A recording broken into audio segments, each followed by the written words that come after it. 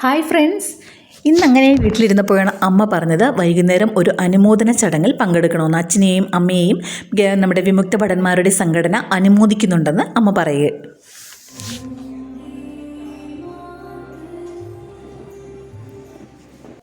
അങ്ങനെ ഞങ്ങൾ എല്ലാവരും കൂടെ വൈകുന്നേരം അവിടേക്ക് പോയി.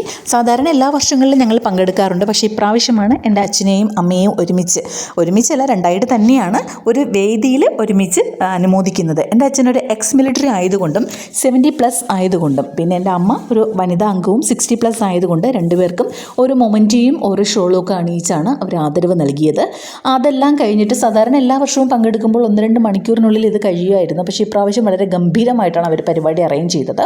അപ്പോൾ തന്നെ ഇത് കഴിഞ്ഞിട്ട് നമ്മുടെ പ്രസംഗമൊക്കെ നടത്തി എല്ലാം കഴിയുമ്പോൾ തന്നെ കുട്ടികളുടെ കലാപരിപാടികൾ, ഡാൻസും പാട്ടും ഒക്കെ അവിടെ ഉണ്ടായിരുന്നു.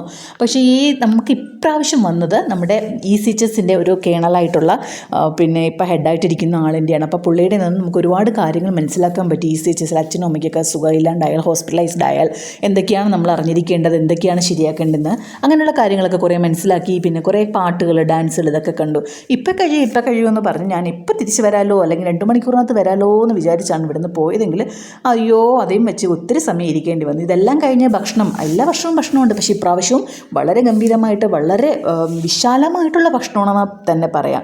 അതായത് ബിരിയാണി, ചിക്കൻ കറി, ചിക്കൻ ഫ്രൈ, അതും കുറച്ചൊന്നുമില്ല, ആവശ്യത്തിന് എത്ര വേണോ നമുക്ക് ഫ്രൈ ഒക്കെ ഉപയോഗിച്ച് കഴിക്കുന്ന രീതിയിലുള്ള ഒരുപാട് ഫുഡുകൾ അവിടെ ഉണ്ടായിരുന്നു, ഫ്രൂട്ട്സുകൾ. ഇതെല്ലാം ഞങ്ങളെല്ലാവരും കൂടെ വീണ്ടും, പക്ഷേ കഴിക്കുന്ന സമയത്ത് ഇതെല്ലാം കഴിഞ്ഞിട്ടുള്ള കഴിപ്പായതുകൊണ്ട് എന്ത് ചെയ്തു, നമുക്ക് ക്യൂ നിന്ന് മാത്രമേ കഴിക്കാൻ പറ്റുള്ളൂ.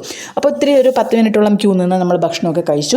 നന്നായിട്ട് ഭക്ഷണം കഴിച്ചു. ഞങ്ങളുടെ അച്ഛനമ്മയെ അനുമോദിക്കുന്ന ചടങ്ങും വളരെ ഗംഭീരമായിട്ട് കണ്ടിട്ട് ഞങ്ങൾ തിരിച്ചെല്ലാവരും കൂടി വീട്ടിലേക്ക് വന്നു. അപ്പോൾ അത്രയേ ഉള്ളൂ. ടാറ്റാ.